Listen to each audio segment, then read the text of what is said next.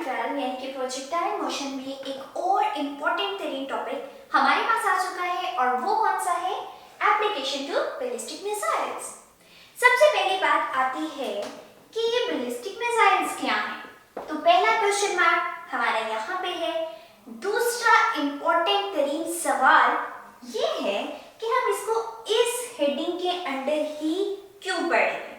तो सबसे पहले हम इस वाले क्यों का जवाब देखते हैं कि बैलिस्टिक मिसाइल्स क्या हैं।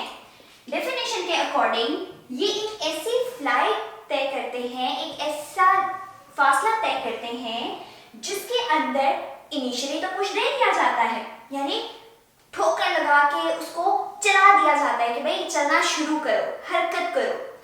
उसके बाद उसको उसके अपने हवाले कर दिया जाता है कि आप जहां जाना चाहो, जहां जाके घिरना है वहां घिरो, जितना फासला तय करना है वो करो। तो इसमें क्या हुआ कि एक ऐसी फ्लाइट जिसको इनिशियली तो आपने पुश दे दिया है, इनिशियली उसको स्टार्ट कर दिया है, लेकिन उसके बाद वो फ्रीली मूव कर सकता है अपने मास की वजह से और ग्रेविटी की वजह से।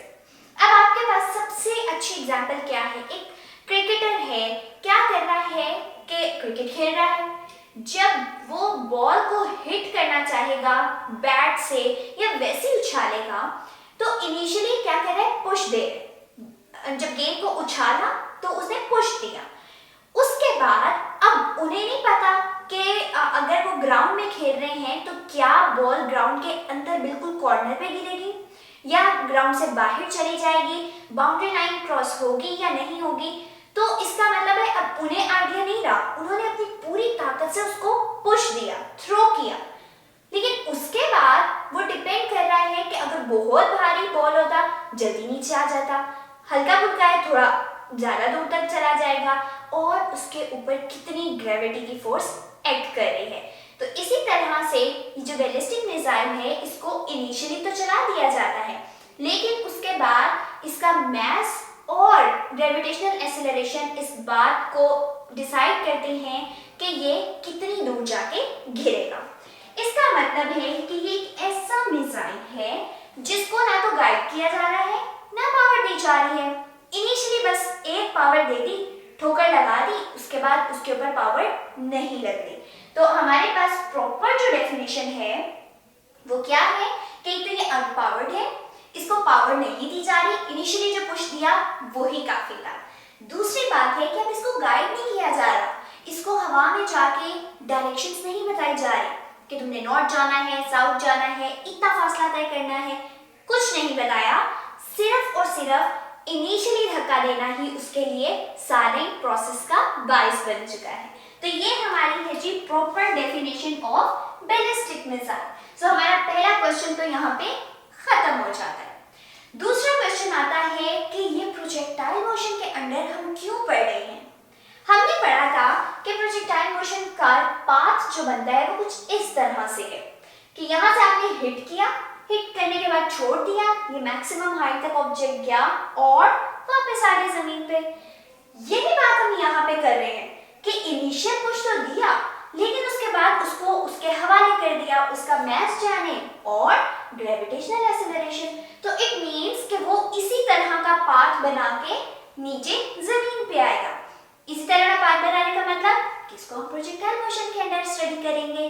तो हमारा यहाँ से दूसरा क्वेश्चन भी क्लियर हो चुका है।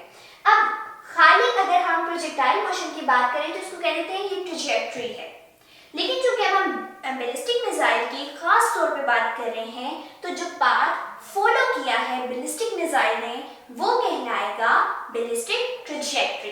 तो ये हमारे पास जी आ जाती है डेफिनेशन कि वो पाथ जो बैलिस्टिक मिसाइल ने फॉलो किया है वो कहलाएगा बैलिस्टिक ट्रैजेक्टरी।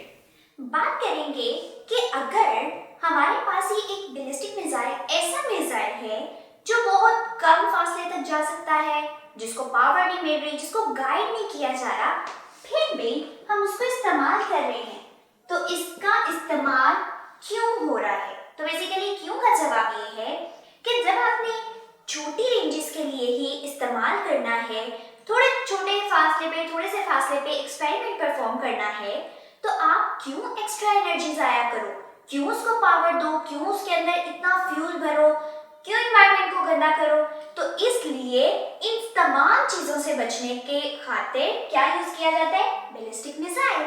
तो शॉर्ट रेंजेस के लिए बैलिस्टिक मिसाइल को इस्तेमाल किया जाता है।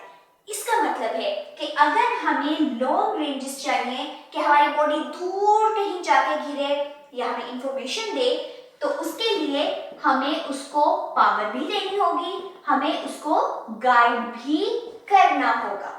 लेकिन बैलिस्टिक मिसाइल के लिए हमें कोई ऐसी चीज रिक्वायर नहीं है। अब अगर हम उसको पावर दे रहे हैं, गाइड कर रहे हैं, लॉन्ग ट्रैजेक्टरीज कवर हो रही हैं, तो हवा का कोई ना कोई तो इफेक्ट आएगा। इट मीन्स कि एरोडायनामिक फोर्सेस भी अब एक्ट करेंगी जब आप लॉन्ग रेंज को कंसीडर करोगे।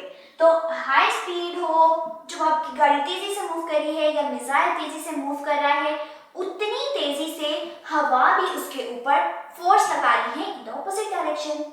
और जब ऐसा हो रहा होता है तो आपकी ग्रेविटी की फोर्सेस ज्यादा आपकी फ्रिक्शनल फोर्सेस हो जाती हैं, जिसकी वजह से अब आपको उसको पावर देनी पड़ रही है और उस पावर के साथ साथ आपको गाइड करना पड़ रहा है।